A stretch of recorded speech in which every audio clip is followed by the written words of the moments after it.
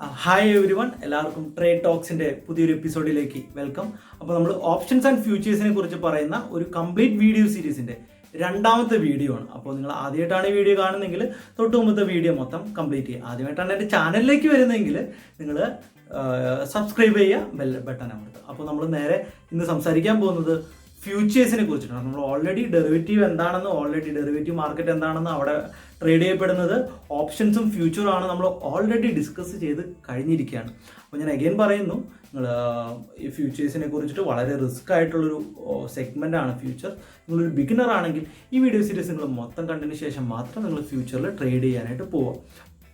Because ഫ്യൂച്ചറിൽ വലിയ ലോസും വലിയ പ്രോഫിറ്റും വളരെ പെട്ടെന്ന് തന്നെ ഉണ്ടാവാനുള്ള സാധ്യതയുണ്ട്. അപ്പോൾ കൃത്യമായിട്ടുള്ള പേപ്പർ ട്രേഡ് ബാക്കിയുള്ള കാര്യങ്ങൾ ചെയ്തതിന് ശേഷം മാത്രമേ നിങ്ങൾ ഡെറിവേറ്റീവ് മാർക്കറ്റിലേക്ക് ട്രേഡ് ചെയ്യാനായിട്ട് കടന്നു വരാൻ പാടുള്ളൂ. കാരണം ഇത് ഭയങ്കര വലിയ ഒരു ഹ്യൂജ് റിസ്ക് ഇതിൻ്റെ പുറകിലുണ്ട്. അപ്പോൾ ഇതിൻ്റെ ബേസിക്സ് ആണ് ഞാൻ ഈ വീഡിയോയിൽ പറഞ്ഞു പോകുന്നത്. ഫ്യൂച്ചേഴ്സിൻ്റെ ഒത്തിരി തിയറി പാർട്ടിലേക്ക് ഞാൻ കടന്നു പോകുന്നില്ല. ഇതെങ്ങനെ ട്രേഡ് ചെയ്യാം എന്നുള്ള ബേസിക് കാര്യങ്ങൾ നമ്മൾ മെയിൻലി ഡിസ്കസ് ചെയ്ത് പോവാണ് ഞാൻ ശ്രമിക്കുന്നത്. ഓക്കെ, ഫ്യൂച്ചർ ഒരു ഫിനാൻഷ്യൽ ഇൻസ്ട്രുമെൻ്റ് ആണ്, നമ്മൾ ഓൾറെഡി പഠിച്ചു കഴിഞ്ഞു. ഈ ഒരു ഫിനാൻഷ്യൽ ഇൻസ്ട്രുമെൻ്റ് ഒരിക്കലും ഒരു അസറ്റ് അല്ല, ഒരു സ്റ്റോക്ക് അല്ല. പകരം ഇവിടെ ട്രേഡ് ചെയ്യപ്പെടുന്നത് എന്താണ്? ഇവിടെ ട്രേഡ് ചെയ്യപ്പെടുന്നത് എഗ്രിമെൻറ്റുകളാണ്. അപ്പോൾ നമ്മൾ ഒരു എഗ്രിമെൻറ്റ്, ആര് തമ്മിലുള്ള എഗ്രിമെൻറ്റ്? ബയേഴ്സും സെല്ലേഴ്സും തമ്മിലുള്ള ഒരു എഗ്രിമെൻ്റ് ആണ്.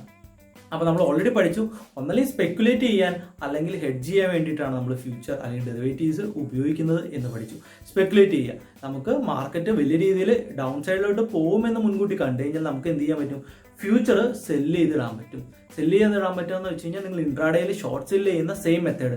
വില കൂടി നിൽക്കുമ്പോൾ നിങ്ങൾക്ക് സെല്ല് ചെയ്തിട്ട് വില കുറഞ്ഞ് നിൽക്കുമ്പോൾ ബൈ ചെയ്ത് ആ പ്രോഫിറ്റ് എടുക്കാനായിട്ട്. സ്പെക്കുലേറ്റഡ് സെൽ സൈഡിലോട്ട് മാത്രമല്ല, നിങ്ങൾക്ക് എന്ത് ചെയ്യാൻ പറ്റും?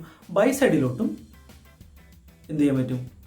സ്പെക്കുലേറ്റ് ചെയ്യാൻ പറ്റും. സ്പെക്കുലേറ്റ് ചെയ്യാന്ന് വെച്ച് കഴിഞ്ഞാൽ വേറെ സപ്പോർട്ടൊന്നും ഇല്ലാതെ ഫ്യൂച്ചർ വെറുതെ ബയ്യോ സെല്ലോ ചെയ്യുക. അത് ഹ്യൂജ് പ്രോഫിറ്റിന് വേണ്ടിയുള്ള ഒരു പക്ക ഗെയിമാണ് സ്പെക്കുലേഷൻ. നമ്മൾ ബെറ്റിംഗ് എന്നൊക്കെ പറയുന്ന രീതിയിലേക്ക് അതിനെ ബെറ്റിംഗ് എന്ന് കാണണ്ട, ഇത് അലൗഡ് ആണ് നമ്മുടെ സ്റ്റോക്ക് മാർക്കറ്റിൽ ഫ്യൂച്ചർ നമുക്ക് ട്രേഡ് ചെയ്യാം. അപ്പോൾ രണ്ടാമത്തെ ഒരു മെത്തേഡ് നമ്മൾ ഹെഡ്ജിങ്ങിന് വേണ്ടിയിട്ടാണ് ഉപയോഗിക്കുന്നത്. നമ്മുടെ കയ്യിൽ ഓൾറെഡി ഒത്തിരി ഒരു സ്റ്റോക്ക് ഇരിക്കുന്ന ഒരു സ്റ്റോക്ക് പെട്ടെന്ന് ഡൗൺ സൈഡിലോട്ട് പോകുമ്പോൾ നമ്മളെ കയ്യിൽ നിന്ന് ഒഴിവാക്കുകയല്ല ചെയ്യുക. നമ്മൾ എന്ത് ചെയ്യും? അതിൻ്റെ ഫ്യൂച്ചർ എടുത്തിട്ട് സെല്ല് ചെയ്തിട്ട് ആ വരുന്ന നഷ്ടം മാനിപ്പുലേറ്റ് ചെയ്യാനല്ല, കോംപ്രമൈസ് ചെയ്യാനായിട്ടാണ് നമ്മൾ ശ്രമിക്കുക. അതിനെയാണ് നമ്മൾ ഹെഡ്ജിങ് എന്ന് പറയുക. ഒന്ന് നഷ്ടം കുറയ്ക്കാനും ഒന്ന് ഹ്യൂജ് പ്രോഫിറ്റിന് വേണ്ടിയിട്ടാണ് എപ്പോഴും നമ്മൾ ഫ്യൂച്ചേഴ്സിനെ ഉപയോഗിക്കുക.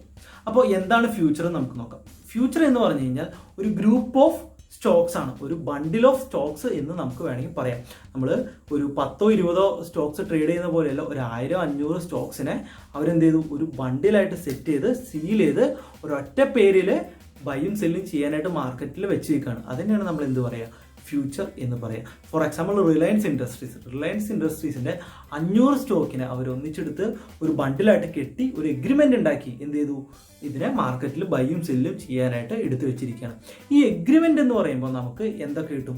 നമുക്ക് മാർക്കറ്റിൽ 3 മാസത്തെ എഗ്രിമെൻറ്റ്സ് ആണ്. ഇപ്പോൾ റിലയൻസ് ഇൻഡസ്ട്രീസ് ഫോർ എക്സാമ്പിൾ, ഇതേപോലെ എല്ലാ സ്റ്റോക്സിനും അവൈലബിൾ ആണ്. ഞാൻ ഒരു എക്സാമ്പിൾ പറയുന്നത് റിലയൻസ് ഇൻഡസ്ട്രീസിനെ കുറിച്ച് മാത്രമാണ്. റിലയൻസ് ഇൻഡസ്ട്രീസിൻ്റെ ഫ്യൂച്ചേഴ്സിനെ കുറിച്ച് പറയാം. റിലയൻസ് ഇൻഡസ്ട്രീസിൻ്റെ ഫ്യൂച്ചേഴ്സ് നമുക്ക് എന്ത് പറ്റും?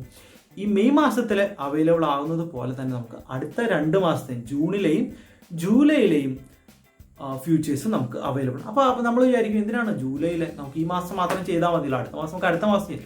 പക്ഷേ ഞാനൊരു സിംഗ് ട്രേഡറാണ്, ഞാൻ മനസ്സിലാക്കിയിരിക്കുകയാണ് അടുത്ത മാസം റിലയൻസ് ഒരു 500 പോയിന്റ് കയറാൻ പോവുകയാണ്. ഈ മാസം ഒരു പക്ഷെ കയറില്ല, പക്ഷെ ഈ ഒരു ബ്രേക്ക്ഔട്ട് നടക്കുക അടുത്ത മാസത്തേക്ക് ആണെന്ന് ഞാൻ മനസ്സിലാക്കിയാൽ എനിക്ക് ഈ മാസത്തെ ഫ്യൂച്ചർ വാങ്ങി വെച്ചുകൊണ്ട് കാര്യമില്ല. അപ്പോൾ ഞാൻ എന്ത് ചെയ്യും? ഞാൻ ജൂണിലെ ഫ്യൂച്ചർ വാങ്ങി വെച്ചിട്ട് വെയിറ്റ് ചെയ്യും. അപ്പോൾ ഈ ഒരു എഗ്രിമെൻറ്റിന് എന്തുണ്ട്? ഒരു വാലിഡിറ്റി ഉണ്ട്. ഈ വാലിഡിറ്റി കഴിഞ്ഞു കഴിഞ്ഞാൽ പിന്നെ ഇത് നമുക്ക് ട്രേഡ് ചെയ്യപ്പെടാനായിട്ട് പറ്റില്ല. ഇതിൻ്റെ വാല്യൂ, ഫ്യൂച്ചേഴ്സിൻ്റെ വാല്യൂ ഒരിക്കലും 0 ആയി പോവല്ല. ഇത് ട്രേഡ് ചെയ്യാനായിട്ട് സാധിക്കില്ല. അത് എക്സ്പയറി ആവുന്ന ദിവസം അതിന് എത്രയാണോ റേറ്റ്, അത് മിക്കവാറും ആ സ്റ്റോക്കിൻ്റെ കറക്റ്റ് പ്രൈസ് ആയിരിക്കും. റിലയൻസ് ഇൻഡസ്ട്രീസ് ഇപ്പോൾ ഈ ഓപ്ഷൻ എക്സ്പയർ ആവുന്ന സമയത്ത് ഒരു 1300 രൂപയാണെങ്കിൽ അതിൻ്റെ ഫ്യൂച്ചറിൻ്റെ റേറ്റും 1300 രൂപയായിരിക്കും. അപ്പോൾ നമ്മുടെ കയ്യിൽ നിന്ന് അത് കളഞ്ഞില്ലെങ്കിൽ നമുക്ക് എന്ത് പറ്റും? ആ 1300 രൂപ ആ സമയത്ത് എത്രയാണോ 500 × 1300 ആ ഒരു എമൗണ്ട് നമുക്ക് തിരിച്ചു കിട്ടും എന്ന് വെച്ചാൽ നമ്മൾ ഇറക്കിയ പൈസ എന്തായാലും തിരിച്ചു കിട്ടും. കാരണം ബാക്കി എല്ലാം മാർജിനായിട്ടായിരിക്കും നമ്മൾ ട്രേഡ് ചെയ്തിരിക്കുന്നത്. അപ്പോൾ 0 ആയി പോകും എന്നുള്ളൊരു പേടി ഓടുകൂടി നിങ്ങൾക്ക് ട്രേഡ് ചെയ്യേണ്ട. അപ്പോൾ നമ്മൾ പല യൂട്യൂബ് വീഡിയോസിലൊക്കെ എടുത്ത് നോക്കി കഴിഞ്ഞാൽ 0 ആയി ഫ്യൂച്ചർ എഗ്രിമെന്റ് കഴിഞ്ഞാൽ ഫ്യൂച്ചറിന്റെ വാല്യൂ 0 ആയി പോകുമെന്നാണ് പറയുന്നത്. പക്ഷെ അത് അങ്ങനെയല്ല. അതിൻ്റെ അകത്ത് എല്ലാവർക്കും ഒരു കൺഫ്യൂഷൻ ഉള്ളതുകൊണ്ടാണ് ഞാൻ അതൊന്ന് ക്ലിയർ ഔട്ട് ചെയ്യുന്നത്. ഇൻ കേസ് ഒരു ഫ്യൂച്ചർ നമ്മുടെ കയ്യിൽ നിന്ന് സ്ക്വയർ ഓഫ് ചെയ്ത് കളഞ്ഞില്ലെങ്കിലും അത് വാല്യൂ എക്സ്പയർ ആവുന്ന സമയത്ത് അതിന് എത്ര രൂപയുണ്ടോ അത്രയും പൈസ നമുക്ക് കിട്ടുകയാണ് ചെയ്യുക. അപ്പോൾ ഒരു കാരണവശാലും അത് 0 ആയി പോലെ അങ്ങനത്തെ ഒരു കൺഫ്യൂഷൻ എല്ലാവർക്കും ഉള്ളതുകൊണ്ടാണ് ഞാൻ അത് എടുത്ത് രണ്ടാമത് പറഞ്ഞത്. അപ്പോൾ നമ്മൾ പറഞ്ഞു അതിൻ്റെ വാലിഡിറ്റി. അപ്പോൾ അടുത്ത മാസം അതിൻ്റെ പിന്നത്തെ മാസത്തെ നമുക്ക് അവൈലബിൾ ആണ്. പിന്നെ എന്താണ് ലോട്ട് സൈസ്.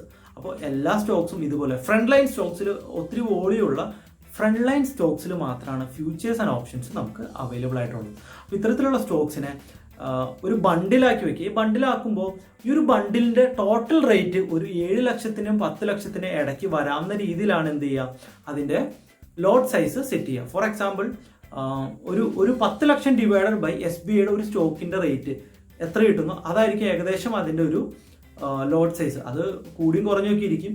അപ്പോൾ ഈ ഒരു റേറ്റ് സെറ്റ് ആവാൻ വേണ്ടിയിട്ട് എന്ത് ചെയ്യും, ഈ ലോട്ട് സൈസ് ഇടയ്ക്കിടയ്ക്ക് മാറ്റിക്കൊണ്ടിരിക്കും. ഇപ്പോൾ SBIയുടെ ഓൾറെഡി അടുത്ത 2 മാസത്തെ അല്ലെങ്കിൽ 3 മാസത്തെ നമുക്ക് അവൈലബിൾ ആണ്. അപ്പോൾ SBIയുടെ ലോട്ട് സൈസ് മാറ്റണമെങ്കിൽ അത് കഴിഞ്ഞിട്ടുള്ള മാസത്തെ ആയിരിക്കും സെബി എപ്പോഴും മാറ്റുക. ഫോർ എക്സാമ്പിൾ ഞാൻ പറഞ്ഞതാണ്. ഇതുപോലെ തന്നെ നമുക്ക് ഫ്യൂച്ചേഴ്സ് അവൈലബിൾ ആയിട്ടുള്ളത് നമ്മുടെ ഇൻഡെക്സുകളാണ്. നമ്മുടെ Nifty 50, Nifty IT, Nifty pharma, അതുപോലെ തന്നെ സെൻസെക്സ് മുതലായ ഇൻഡെക്സുകളുടെ ഫ്യൂച്ചേഴ്സും നമുക്ക് അവൈലബിൾ ആണ്. എല്ലാ ഫ്യൂച്ചേഴ്സും എക്സ്പയർ ആവുന്നത് മന്ത്ലി ഒരു മാസത്തിലെ അവസാനത്തെ വ്യാഴാഴ്ച ആയിരിക്കും. നിങ്ങൾ ശ്രദ്ധിച്ചിട്ടുണ്ടാവും, വ്യാഴാഴ്ച മാർക്കറ്റിൽ ഭയങ്കര എല്ലാ സ്റ്റോക്ക് ബ്രോക്കേഴ്സിനും ചെറിയ ഹാങ് ഒക്കെ ഉണ്ടാവും. എന്തുകൊണ്ടാണ്? വോളിയം കൂടുതൽ ട്രേഡ് ചെയ്യപ്പെടുന്ന ദിവസമാണ് വ്യാഴാഴ്ച. ഭയങ്കര വലിയ മൂവ്മെന്റ്സും ഭയങ്കര വലിയ വോളറ്റൈലിറ്റി നമ്മൾ വ്യാഴാഴ്ച മാർക്കറ്റിൽ കാണാറുണ്ട്. ഡെറിവേറ്റീവ് എക്സ്പയറി ആണെന്നൊക്കെ സീനിയർ ട്രേഡേഴ്സ് ഇങ്ങനെ പറഞ്ഞ് നിങ്ങൾ കേട്ടിട്ടുണ്ട്. അപ്പോൾ എന്താണ് ഡെറിവേറ്റീവ്? മനസ്സിലായി. ഫ്യൂച്ചേഴ്സും ഓപ്ഷൻസും എക്സ്പയർ ആവുന്ന ദിവസമാണ് വ്യാഴാഴ്ച. ഓപ്ഷൻസ് എവരി വ്യാഴാഴ്ചകളിൽ എക്സ്പയർ ആവുമെങ്കിൽ ഫ്യൂച്ചർ മാസത്തിലെ അവസാനത്തെ വ്യാഴാഴ്ച മാത്രമേ എക്സ്പയർ ആവുന്നുള്ളൂ. ഇനി നിങ്ങൾ ശ്രദ്ധിക്കേണ്ടത് ഇതെങ്ങനെ ബൈ ചെയ്യാം, എങ്ങനെ സെല്ല് ചെയ്യാം. അപ്പോൾ ഇത് നമുക്ക് എങ്ങനെ ബൈ ചെയ്യാമെന്ന് ആദ്യം നോക്കാം. അപ്പം നമുക്ക് ഫ്യൂച്ചേഴ്സ് ബൈ ചെയ്യാനും സെല്ല് ചെയ്യാനും പറ്റുമെന്ന് ഞാൻ പറഞ്ഞു. സെല്ല് ചെയ്ത ഒരു ഫ്യൂച്ചർ നമുക്ക് ഇന്ന് തന്നെ പൊസിഷൻ കളയണമെന്നില്ല. നമുക്ക് 1 മാസമോ 2 മാസമോ അതിൻ്റെ വാലിഡിറ്റി അനുസരിച്ച് എത്ര ദിവസം വേണമെങ്കിലും നമുക്കൊരു ഫ്യൂച്ചറിനെ കയ്യിൽ വെക്കാവുന്നതാണ്. ഓക്കെ, ഇതെങ്ങനെ ബൈ ചെയ്യും? ഞാനൊരു എക്സാമ്പിൾ റിലയൻസിൻ്റെ ഒരു ഫ്യൂച്ചറിനെ കുറിച്ചിട്ട് സംസാരിക്കും. ഇതുപോലെ തന്നെയാണ് എല്ലാ ഫ്യൂച്ചേഴ്സും. ഓക്കെ, ഈ ഒരു എക്സാമ്പിൾ ഞാൻ പറയുന്നു എന്നുള്ളൂ. അപ്പോൾ റിലയൻസ് സ്പേസ് FUT എന്ന് അടിച്ചു കഴിഞ്ഞാൽ, അല്ലെങ്കിൽ RIL സ്പേസ് FUT എന്ന് അടിച്ചു കഴിഞ്ഞാൽ റിലയൻസിൻ്റെ അവൈലബിൾ ആയിട്ടുള്ള എല്ലാ ഫ്യൂച്ചേഴ്സിൻ്റെ ലിസ്റ്റ് നിങ്ങൾക്ക് കാണും. എന്ത് പറ്റും? RIL FUT ഏപ്രിൽ APR എന്ന് വരും. അതാണ് ഏപ്രിലിലെ future. RIL space FUT June, അതാണ് ജൂണിലെ ഫ്യൂച്ചർ. അപ്പോൾ ഇങ്ങനെ വന്നിട്ട് നിങ്ങൾക്ക് എന്ത് ചെയ്യാം, നേരെ നിങ്ങളുടെ വാച്ച് ലിസ്റ്റിലേക്ക് ആഡ് ചെയ്യാം. ട്രേഡിംഗ് വ്യൂ ഒക്കെ ഉപയോഗിക്കുന്ന ആൾക്കാർക്ക് ഫ്യൂച്ചറിന്റെ ചാർട്ട് ആക്ച്വൽ ചാർട്ടിനേക്കാൾ ചെറിയ വേരിയേഷൻസ് ഉണ്ടാവും. കാരണം ഫ്യൂച്ചറിന് ചിലപ്പോൾ ആക്ച്വൽ സ്റ്റോക്കിനേക്കാൾ 1 രൂപ 2 രൂപ 3 രൂപ കൂടുതലുണ്ടാവും. അപ്പോൾ അതുകൊണ്ട് തന്നെ നമ്മൾ ട്രേഡിംഗ് വ്യൂ മുതലായ ബ്രോക്കേഴ്സിൽ ആപ്പുകളിൽ അതിൻ്റെ വാല്യൂ നോക്കാൻ നിങ്ങൾക്ക് സാധിക്കില്ല. നിങ്ങളുടെ സ്റ്റോക്ക് ബ്രോക്കറിൻ്റെ ചാർട്ടിൽ തന്നെ പോയി ഫ്യൂച്ചേഴ്സ് മെയിലിൽ നോക്കുന്നതാണ് നിങ്ങൾക്ക് വളരെ നല്ലത്. ഒരു സ്റ്റോക്ക് എത്തരത്തിൽ മൂവ്മെന്റ് ചെയ്യുന്നോ സെയിം എക്സാക്ട്ലി അതിനെ ഫോളോ ചെയ്തിട്ട് തന്നെയായിരിക്കും ഫ്യൂച്ചേഴ്സ് മൂവ്മെന്റ് ചെയ്യുക. ദെൻ ബൈ ചെയ്യുന്ന എങ്ങനെയാണെന്ന് പഠിച്ചോ. അതിനുശേഷം ആഡ് ചെയ്തതിനു ശേഷം നിങ്ങൾക്ക് ബൈ ചെയ്യോ സെല്ല് ചെയ്യോ ചെയ്യാം. സോ നമ്മൾ ഓൾറെഡി പറഞ്ഞു നിയർലി 10 lakhs ആണ് ഒരു ഫ്യൂച്ചറിന്റെ റേറ്റ്. അപ്പോൾ നമുക്ക് 10 ലക്ഷം രൂപ വേണം ഒരു ഫ്യൂച്ചർ ട്രേഡ് ചെയ്യാൻ? ഒരിക്കലും വേണ്ട. നമുക്ക് സെബി നമുക്ക് അനുവദിച്ചിരിക്കുന്നത് ടോട്ടൽ കോസ്റ്റിന്റെ 10% ഉണ്ടെങ്കിൽ നമുക്കൊരു ഫ്യൂച്ചർ ഹോൾഡ് ചെയ്യാനായിട്ട്, ഫ്യൂച്ചർ ബൈ ചെയ്യാനായിട്ട് സാധിക്കുമെന്നാണ്. 10%, അതായത് 1 ലക്ഷം രൂപ. അത് ഇപ്പം ഞാൻ പറഞ്ഞില്ലേ 7 ലക്ഷത്തിന് 10 ലക്ഷത്തിൻ്റെ ഇടയ്ക്കാണ്. അപ്പോൾ 70,000 രൂപ മുതൽ 1 ലക്ഷം രൂപ വരെ ഉണ്ടെങ്കിൽ നിങ്ങൾക്ക് ഒരു ഫ്യൂച്ചർ ക്യാരി ഫോർവേഡ് ചെയ്യാം. നമുക്ക് ഇന്ന് ബൈ ചെയ്തിട്ട് വാങ്ങി വെക്കാം. അപ്പോൾ 1% റേറ്റിൽ വ്യത്യാസം വന്നാൽ നിങ്ങൾ ആലോചിക്കുക, 10 ലക്ഷത്തിൻ്റെ 1%, 10,000 രൂപയാണ് അവിടെ വരുന്ന റേറ്റ്. അപ്പോൾ 1% പ്രൈസ് മൂവ്മെന്റ് എന്ന് പറഞ്ഞാൽ നിയർലി ഒരു 10,000 രൂപയാണ്. അത് ലോസിലേക്ക് വന്നാലും 10,000 ആണ്, പ്രോഫിറ്റിലേക്ക് വന്നാലും 10,000 ആണ്. അപ്പോൾ നമ്മൾ 1 ലക്ഷം രൂപ ഇൻവെസ്റ്റ് ചെയ്തിട്ട് 10,000 രൂപയുടെ പ്രോഫിറ്റോ ലോസോ 1 പോയിന്റ് ചേഞ്ചിൽ നമ്മൾ എടുക്കുകയാണ്. അപ്പോൾ ആ ചേഞ്ച് നിങ്ങളൊന്ന് ആലോചിക്കുക. 1 ലക്ഷം രൂപയുടെ, അതായത് 1% മാറിക്കഴിഞ്ഞാൽ നമ്മൾ ഇൻവെസ്റ്റ് ചെയ്ത പൈസയുടെ 10% അങ്ങോട്ടും ഇങ്ങോട്ടും മാറുക എന്ന് നമ്മൾ മനസ്സിലാക്കുക. അതാണ് ഇതിൻ്റെ അകത്ത് അടങ്ങിയിരിക്കുന്ന ഹ്യൂജ് റിസ്ക്. അപ്പോൾ നമുക്ക് പ്രോഫിറ്റ് എടുക്കാനും അതനുസരിച്ച് പറ്റും, അതനുസരിച്ച് തന്നെ നമ്മുടെ ക്യാപിറ്റൽ പെട്ടെന്ന് തന്നെ ഇല്ലാതാവാനും ഇതുകൊണ്ട് പറ്റും. ഓക്കെ, അപ്പോൾ നമ്മൾ ഈ ഇത്തരത്തിലുള്ള ലോസ് വരാൻ സാധ്യതയുള്ളതുകൊണ്ട് നിങ്ങൾ എന്ത് ചെയ്യണം, പ്രോപ്പറായിട്ട് സ്റ്റോപ്പ് ലോസ് മെയിൻറ്റെയിൻ ചെയ്തിരിക്കണം. അപ്പോൾ നിങ്ങൾക്ക് ഇതുപോലെ തന്നെ നിഫ്റ്റിയുടെ ഫ്യൂച്ചർ എങ്ങനെ സെലക്ട് ചെയ്യും? Nifty NIFTY Nifty space FUT എന്ന് അടിച്ചു കഴിഞ്ഞാൽ ഏപ്രിൽ മാസത്തെ ഫ്യൂച്ചർ വരും. അപ്പോൾ അത് നിങ്ങൾക്ക് ബൈ ചെയ്യാനായിട്ട് പറ്റും. ജസ്റ്റ് വാച്ച് ലിസ്റ്റിലേക്ക് ആഡ് ചെയ്യുക, ദെൻ ക്ലിക്ക് ചെയ്യുക. നോർമലി നിങ്ങൾ ബൈ ചെയ്യുന്ന പോലെ തന്നെ ജസ്റ്റ് ബൈ ചെയ്യുക. അപ്പോൾ നിങ്ങൾക്ക് എന്ത് ചെയ്യണം, 1 ലക്ഷം രൂപ ഉണ്ടെങ്കിലാണ് നിങ്ങൾക്ക് ട്രേഡ് ചെയ്യാൻ പറ്റുക. പക്ഷെ നിങ്ങൾക്ക് ചില ബ്രോക്കർമാർ ഓപ്ഷൻസിനും ഫ്യൂച്ചേഴ്സിനും മാർജിൻ തരും 10x. ഓപ്ഷൻസിൻ്റെ മാർജിൻ അല്ലെങ്കിൽ ഫ്യൂച്ചറിൻ്റെ മാർജിൻ 10x ആണെന്ന് പറയും. ഇപ്പോൾ ഏഞ്ചൽ ബ്രോക്കിംഗ്, ആലീസ് ബ്ലൂ മുതലായ ബ്രോക്കർമാർ നിങ്ങൾക്ക് അവിടെ മാർജിൻ തരും. അപ്പോൾ നിങ്ങൾക്ക് ആക്ച്വലി വേണ്ട 1 ലക്ഷം രൂപയുടെ സ്ഥാനത്ത് 10x അവർ തന്നിരിക്കുകയാണ്. അപ്പോൾ 10,000 × 10 1 ലക്ഷം രൂപ. അപ്പോൾ നിങ്ങൾക്ക് ഒരു 10,000 രൂപ ഉണ്ടെങ്കിൽ എന്ത് ചെയ്യാൻ സാധിക്കും?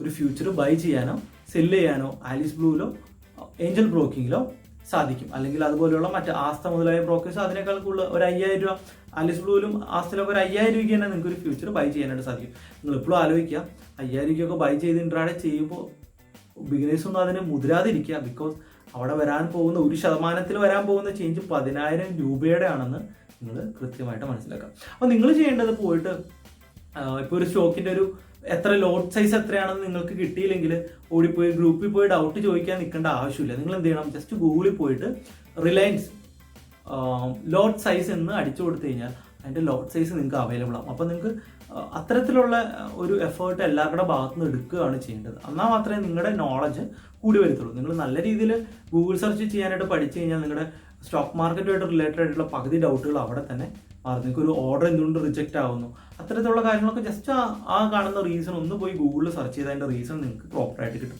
ഫ്യൂച്ചറിലേക്ക് കടന്നു വരുമ്പോൾ നിങ്ങൾ കൃത്യമായ പേപ്പർ ട്രേഡ് ചെയ്തതിന് ശേഷം മാത്രം ഫ്യൂച്ചറിൽ ട്രേഡ് ചെയ്യാനായിട്ട് നിൽക്കാം. ഇനി എന്തെങ്കിലും ഡൗട്ടോ കാര്യങ്ങളോ ഇത് ട്രേഡ് ചെയ്യാനായിട്ടുണ്ടെങ്കിൽ നിങ്ങൾ ഈ വീഡിയോയുടെ താഴത്ത് കമൻ്റായിട്ട് കിട്ടുക. ഈ വീഡിയോ നിങ്ങൾക്ക് ഇഷ്ടപ്പെട്ടെങ്കിൽ നിങ്ങൾ ലൈക്ക് ചെയ്യുക, ഫ്രണ്ട്സിന് വേണ്ടി ഷെയർ ചെയ്യുക. അപ്പോൾ എന്തെങ്കിലും ഡൗട്ടോ കാര്യങ്ങളോ ഉണ്ടെങ്കിൽ നിങ്ങൾ കമൻറ്റ് ചെയ്യാനായിട്ട് ഞാൻ വീണ്ടും ഓർമ്മിപ്പിക്കുന്നു.